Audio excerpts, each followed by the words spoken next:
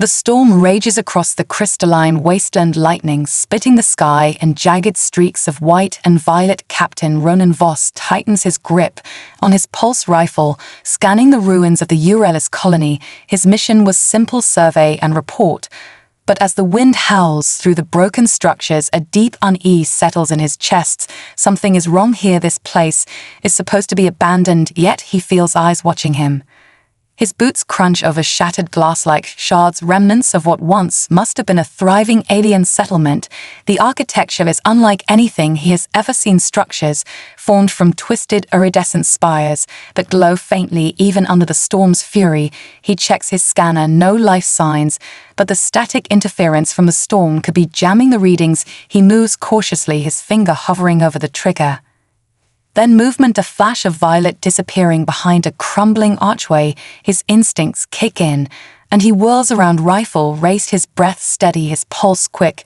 He takes a slow step forward, peering into the darkness. A figure emerges, hesitant, small glowing eyes peeking from behind the shattered walls. He tightens his grip, assessing the threat.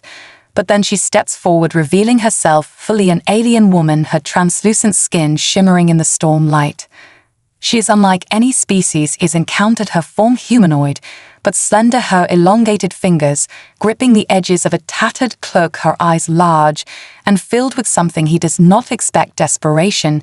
She raises a trembling hand, palm outward, in what he recognizes as a universal sign of peace. A voice, when it comes, is soft yet urgent, crackling through the translator on his wrist. Human, please help me, my children are dying.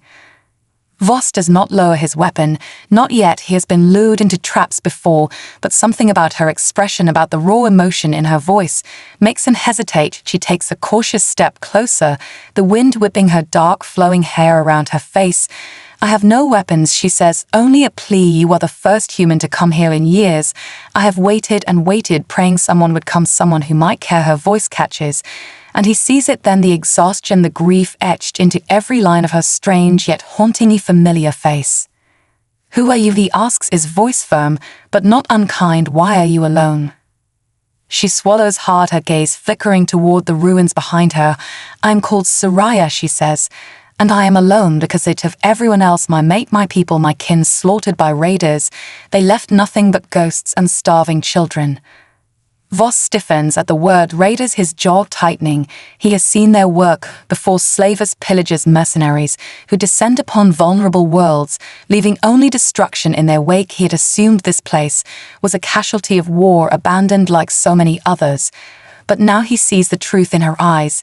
This was not just an empty ruin. This was a massacre, and she had survived it. She takes another step forward, her movements slow, deliberate, as if afraid he might vanish if she moves too quickly. I cannot protect them any longer, she whispers. They need more than I can give, and soon the raiders will return. They always do. I have hidden them, but they are weak, sick, hungry. She pauses, her voice breaking. I do not ask for myself, I ask for them.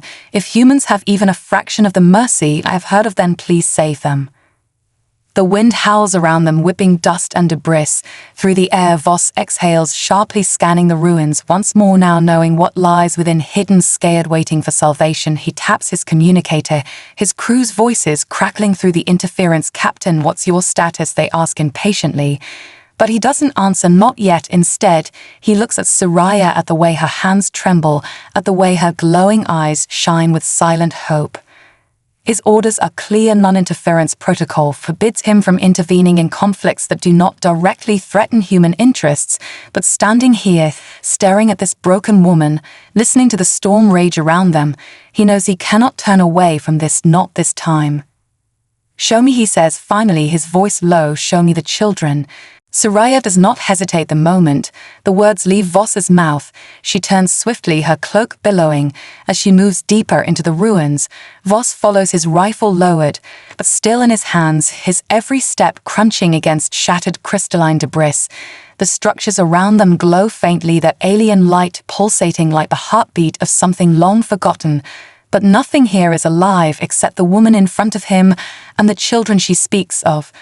The wind howls through the skeletal remains of what was once a thriving settlement: walls, cracked roofs, collapsed alien symbols carved into the stone, now worn and faded by time and violence.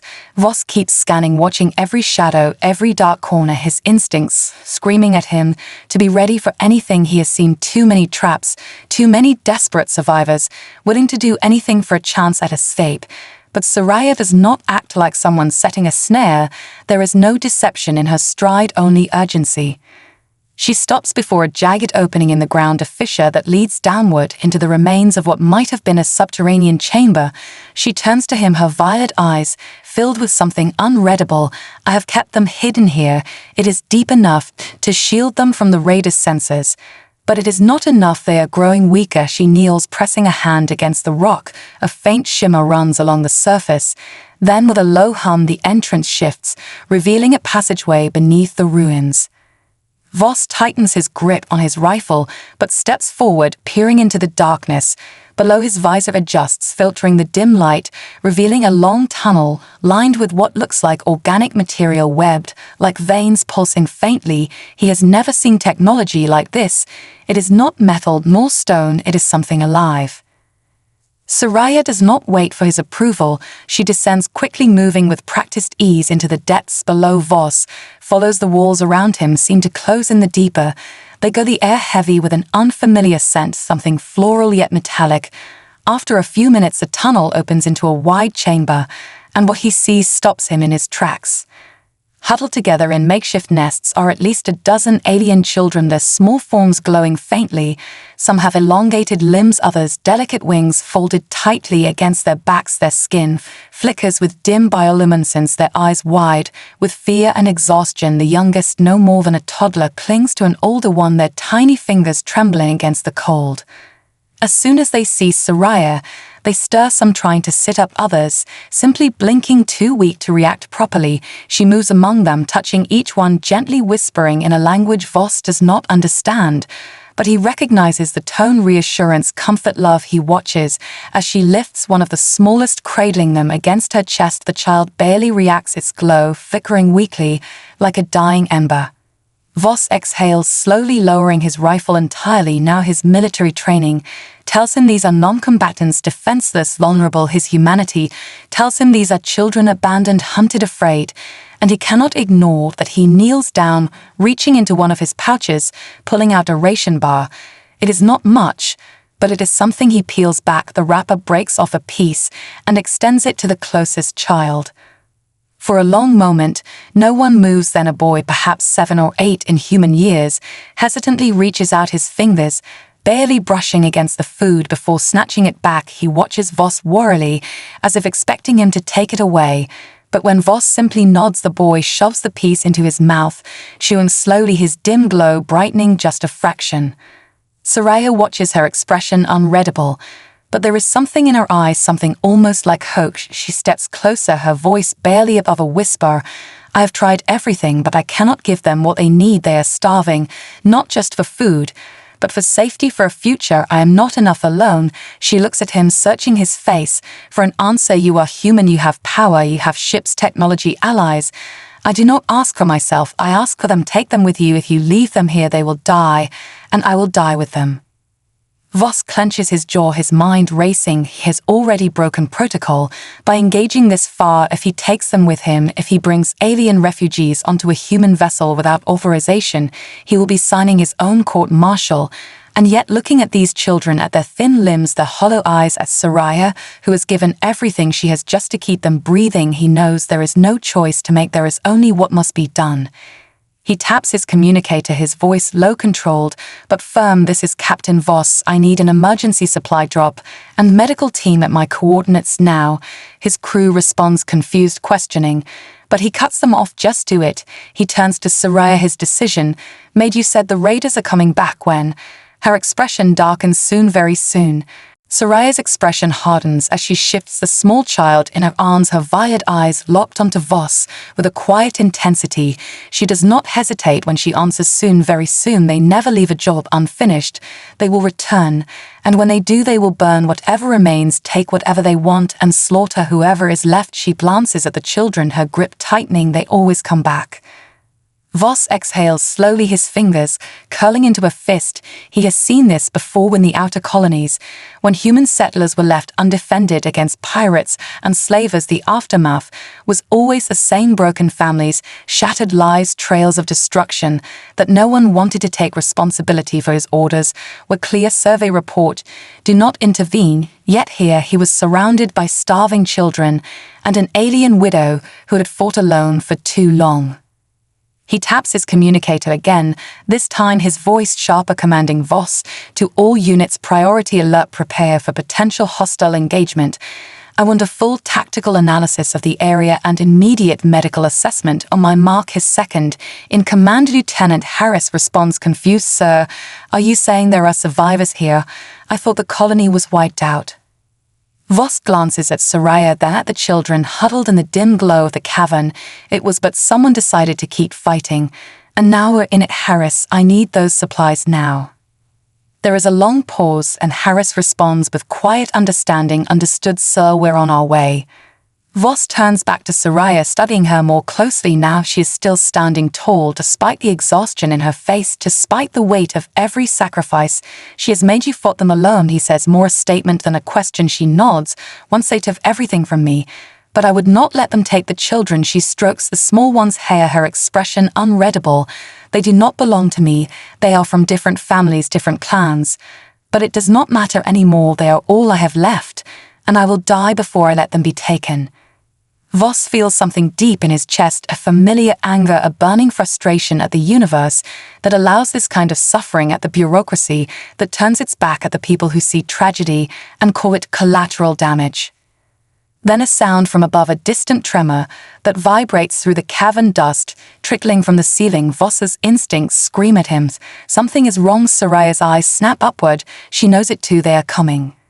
He moves fast, his military training kicking in immediately. We need to get out of here now, he says, but Soraya hesitates, shaking her head. We cannot go up. We will be exposed. The children cannot run. She is right. They are too weak to flee, too fragile to withstand another attack. He curses under his breath, thinking fast. We hold them off, then we fight. Soraya's gaze sharpens. There is no fear in her eyes, only resolve. I will fight, she says. I always have. Voss doesn't doubt it. But he also knows that this time she will not be alone. He grips his rifle, nodding. Then let's make sure they regret coming back.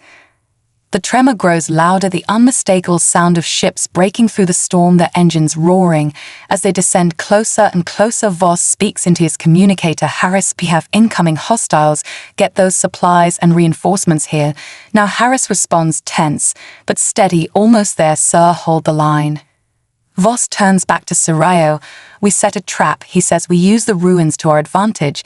If they think this place is still abandoned, they will land with minimal defenses. But when we strike, she nods, already moving to gather what few weapons she has left, handing him a sleek alien blade. It hums faintly in his grip, an unfamiliar weight, but deadly. He smirks, taking it. I like it. Let's make them pay. Above them, the storm rages, the sky burning with approaching death. But in the darkness of the ruined colony, two warriors stand together, ready to defy fate. The storm above rages louder, the howling wind masking the distant roar of descending ships. But Voss knows better. That sound is not thunder. It is engines cutting through the sky, heavy raider craft. Moving into position, he has heard it too many times before on human colonies, left undefended on war-torn battlefields, where mercy was just a word and survival was all that mattered. Now it was happening again, but this time he was not walking away. Soraya moves quickly, her steps silent despite the uneven terrain. She reaches into the shadows of the ruined chamber, retrieving what few weapons she has left: a sleek energy rifle with cracks running along its casing, a handful of jagged throwing blades that hum with latent energy, and the determination in her eyes stronger than steel.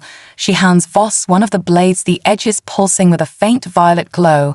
He flips it in his hand, testing its weight, unfamiliar but deadly good. We do not have much, she says, but we have enough if we are smart. Voss smirks. Never needed much to kill raiders, just good timing and a bad attitude. Above them, the first ship lands, the impact shaking the ruins, dust and debris raining down from the cracked ceiling. Voss grips his rifle, eyes scanning the shadows. If these raiders are like the others he has faced, They will send scouts, first a small force to sweep the area, confirm no resistance remains before calling in the rest. That is their mistake, because there is resistance, and this time they are walking straight into it. Soraya moves to the children, kneeling before them, her voice calm, steady. Do not be afraid, you must stay silent, you must stay hidden. She touches each of their foreheads, her glowing fingertips, leaving faint marks like protective runes. They nod, clutching one another, eyes wide, but trusting she has protected them this long, they believe she will do so again. Voss watches, then looks back toward the entrance, where heavy boots crunch against broken crystal. The first raiders are here, figures moving through the ruins, their armor dark, their weapons primed. He counts 5, 6, maybe more, humanoid, but not human, tall, reptilian, features, eyes that glow faintly in the dim light. They are relaxed, unconcerned. They think this will be easy. Voss smiles, good. Let them think that. The first raider moves past his position, stepping over a fallen beam, scanning the ruins, looking for nothing, because he expects nothing. Voss moves fast, silent like a shadow. He grabs the alien from behind, one swift motion, the glowing blade pressing against its throat. Before it can make a sound, he drags the body down into the darkness, gone before the others notice. One down. Soraya watches, impressed. She does not waste time. She moves like the wind, her own blade flashing in the dim light as she takes another from behind, precise, efficient. She has done this before. She was never just a mother, never just a widow. She was a warrior once, and now she is again. The remaining raiders pause, their leader barking orders. Something is wrong, they know it now. Their easy hunt has turned into something else before they can react. Voss raises his rifle, fires a single shot, the plasma round slamming into a fuel cell on one of the fallen structures. The explosion rips through the ruins, shrapnel flying, blinding light cutting through the storm. Then silence. Smoke and dust fill the air. The remaining raiders stagger, disoriented. Voss and Soraya do not give them time to recover. They strike fast, brutal, Soraya's blades cutting through armor like paper, Voss's rifle dropping 1, 2, 3 more before they even understand what is happening. Then it is over. The last raider falls, Voss standing over the body, breathing hard. Soraya wipes the blood from her blade, her expression unreadable for a moment. Then she looks toward the sky. More will come, she says.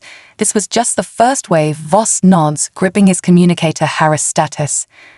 A moment of static, then Harris' voice clear, urgent.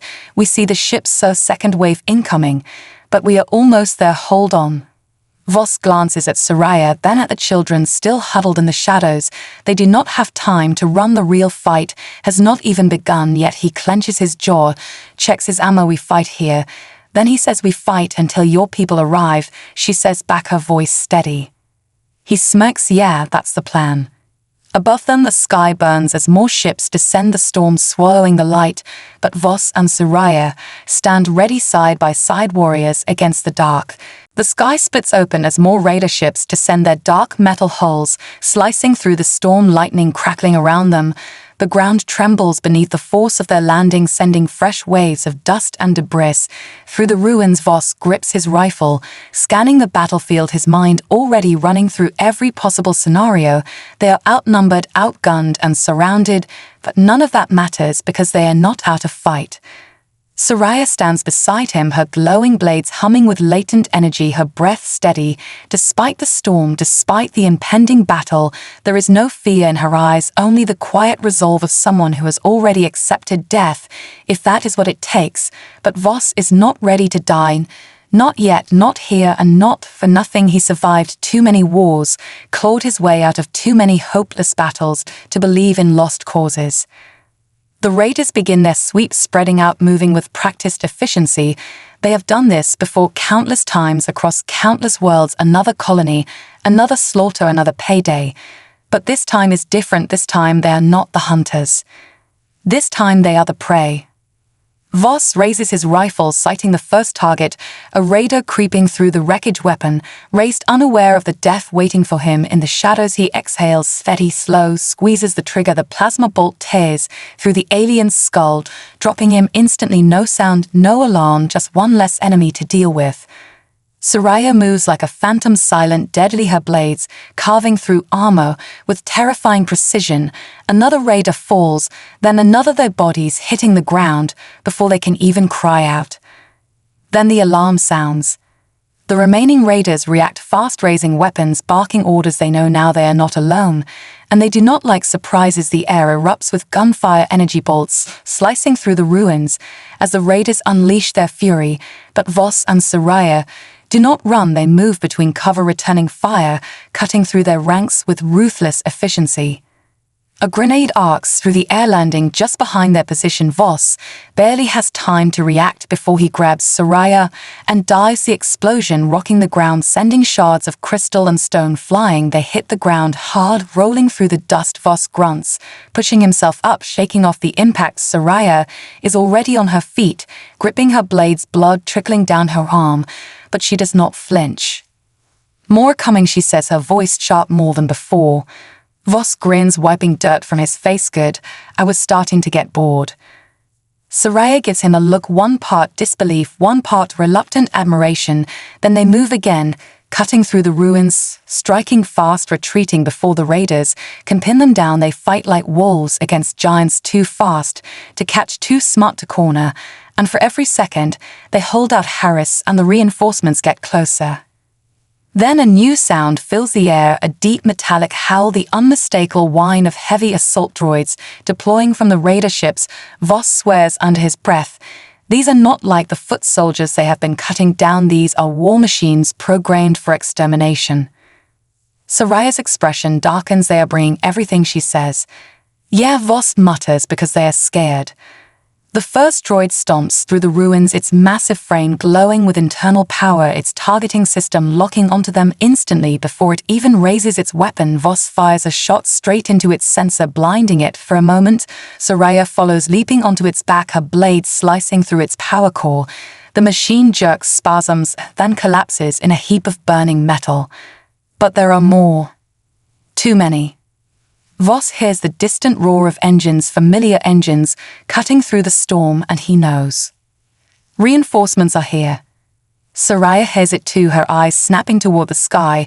She does not know these ships, does not know these people, but she sees the way Voss's face hardens with determination, the way his stance shifts from desperate survival to confident retaliation, and she understands. His people have come. Now the real fight begins. The storm breaks open as the first human dropships pierce through the clouds, engines roaring against the howling wind, sleek and angular. They descend like birds of prey, the insignia of the Terran vanguard emblazoned on their hulls. Voss breathes out sharp relief, but he does not let his guard drop. The fight is not over, not yet. Soraya steps beside him, her glowing eyes locked onto the sky.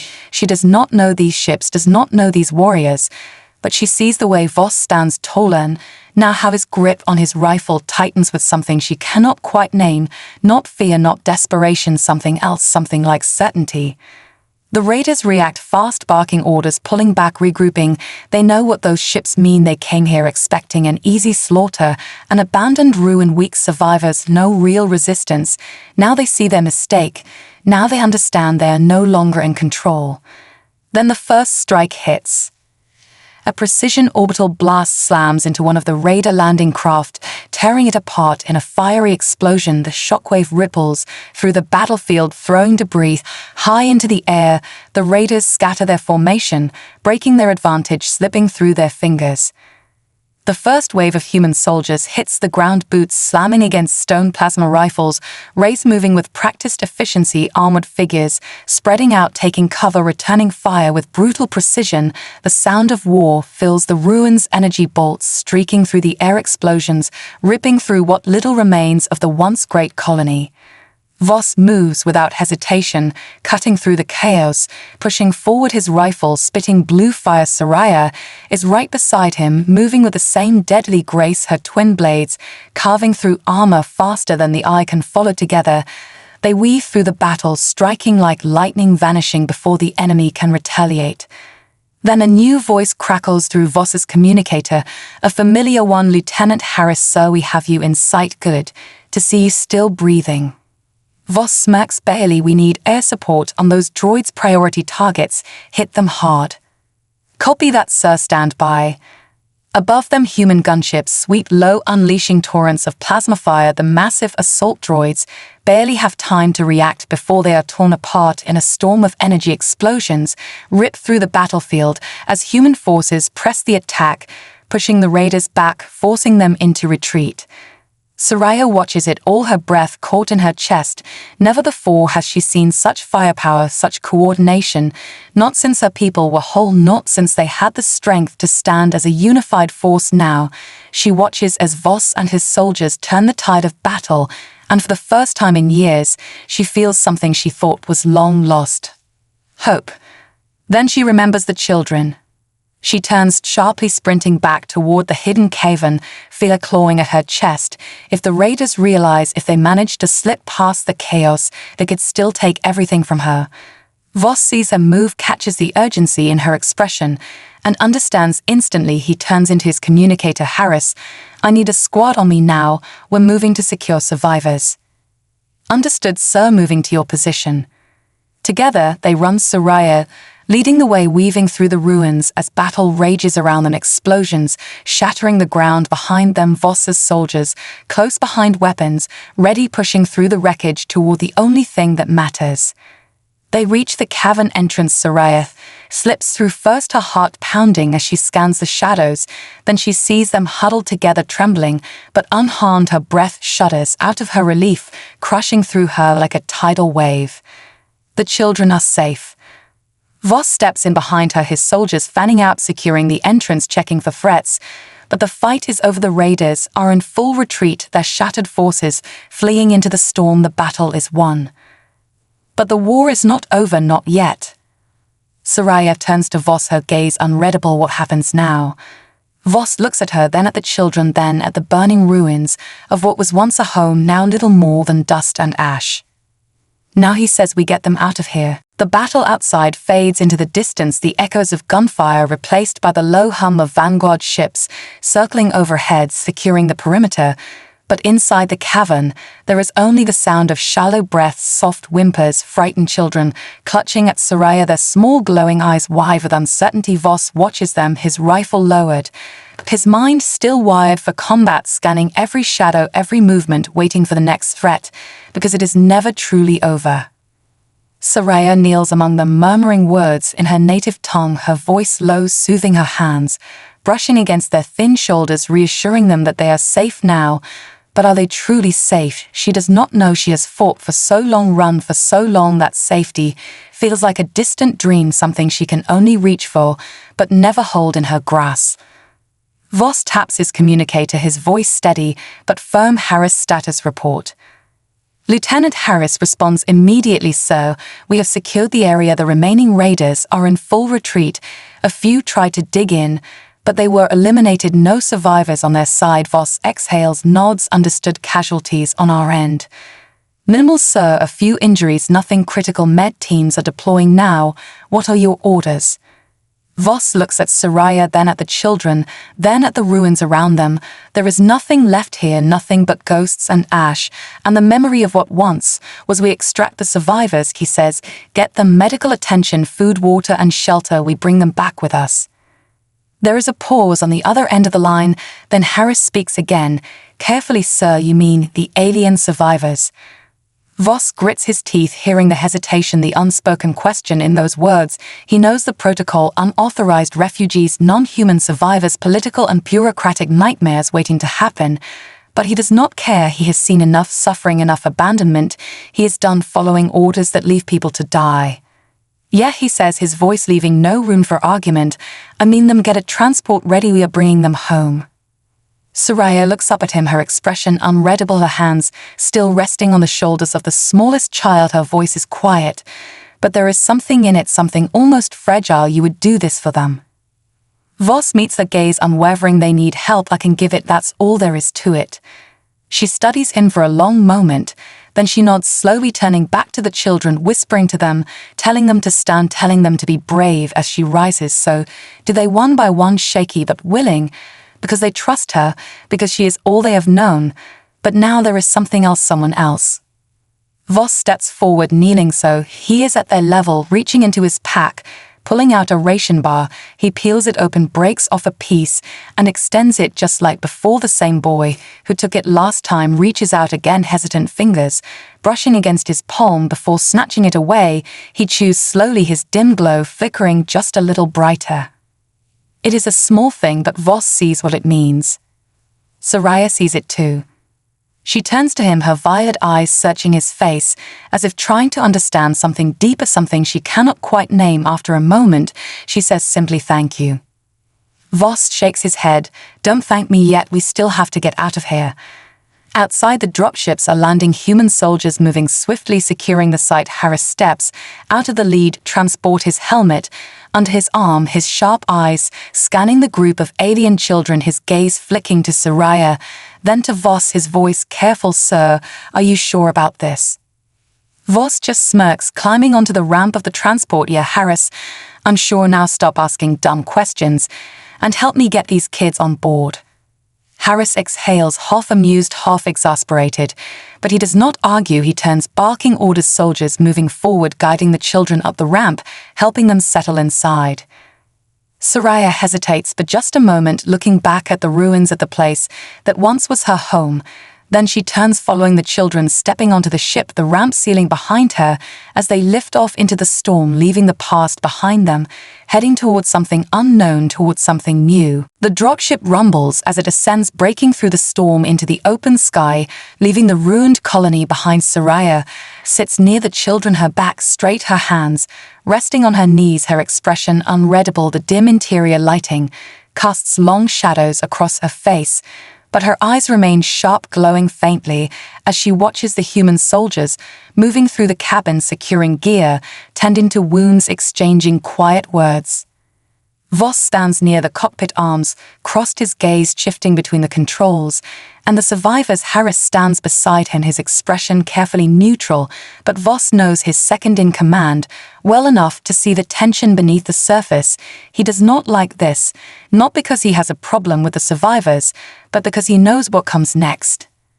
"Command is not going to be happy, sir," Harris says, his voice low. Voss exhales, shaking his head. "When are they ever?"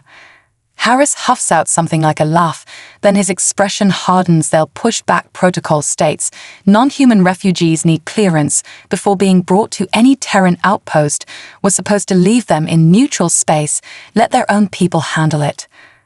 Voss turns to face in, his jaw tight. "They have no people left. Their home is gone, their families are gone. If we leave them out there, they will die. And I am not in the business of letting children die because some bureaucrat wants to follow a rule book." Harris studies him for a long moment, then sighs heavily. "Yeah, I figured you'd say that." "Good," Voss mutters. "Now shut up and get ready for the next fight, because it's not over yet." He turns, walking toward the back of the cabin, towards Soraya and the children. As he approaches, she looks up, meeting his gaze. She does not speak right away, just watches him, as if weighing something in her mind. Finally, she says softly, "You defy your own kind for us." Voss shrugs. "I defy anyone who tells me to do the wrong thing." She tilts her head slightly, considering his words, then her lips press together. "You will have enemies because of this." Voss smirks. "Already do." She studies him for a moment longer, then exhales, shifting her gaze to the children. They sit huddled together, still wary, still uncertain, but no longer trembling. The smallest one, the boy who first took the ration bar from Voss, looks up at him, his glowing eyes filled with something unreadable. Voss kneels again, keeping his voice calm, steady. "Where we're going, you'll be safe. Food, water, medicine, shelter. No more running, no more hiding." The boy stares at him for a long moment, then slowly nods, pressing closer to Soraya, his small hands gripping her sleeve. She does not move, but Voss sees the way her shoulders ease, just slightly, as if some weight she has carried for too long is finally beginning to lift. The comm panel crackles with an incoming transmission, and Harris curses under his breath. "Here we go, command is calling." Voss stands, adjusting his gear, tapping the comm with deliberate ease. "Captain Voss here, go ahead." A cold, authoritative voice filters through the speakers. "Captain, you are carrying unauthorized non-human individuals. Explain yourself."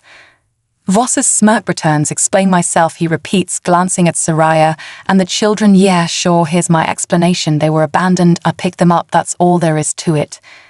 A long pause, then the voice turns sharper. You are aware that this action is in direct violation of protocol. Unauthorized transport of alien refugees is a breach of interstellar law. You are ordered to reroute immediately and deposit them at the nearest neutral station. Voss leans against the wall, arms crossed, his voice utterly unimpressed. Yeah, that's not happening. The silence on the other end stretches tense, electric. Then the voice returns colder. Captain, this is not a request. Voss exhales, tilting his head, considering. Then he speaks slow, deliberate. Let me make this clear. These kids have no one left. Their home is gone. Their people are dead. And I am not about to dump them on some nameless station to be forgotten. So if you have a problem with that, then you can take it up with me when I get back. Until then, I suggest you clear the landing zone, because we're coming in whether you like it or not. The line goes silent, then clicks off. Harris rubs a hand down his face. Jesus, Voss, you really like making enemies. Voss grins. Yeah, but at least I make the right ones. Soraya watches him, and for the first time since they met, there is something different in her expression, something softer, something almost like trust. The dropship cuts through the atmosphere, breaking free of the storm below, and into the vast stretch of open space ahead. The distant glow of the Terran station shining like a beacon against the dark. Voss watches it grow closer, arms crossed, his expression unreadable. Harris stands beside him, checking his rifle, even though he knows they will not need it, not yet at least. Soraya sits with the children, her posture straight, but her hands lightly resting on their shoulders, a silent reassurance. They still do not fully understand where they are going, but they trust her, and for now that is enough. The comm crackles again, the same cold voice as before. Captain Voss, you are approaching a restricted zone. Your authorization is being reviewed. You are ordered to hold position. Voss rolls his shoulders, tapping the comm. Yeah, that's not gonna happen. A sharp pause, and the voice returns. Captain, you are ordered to hold position. This is your final warning. Voss smirks. You can either clear the docking bay or watch us come in the hard way. Your call. Harris exhales, rubbing a hand down his face. You know, one of these days, that attitude is gonna get you shot. Voss grins. Maybe, but not today.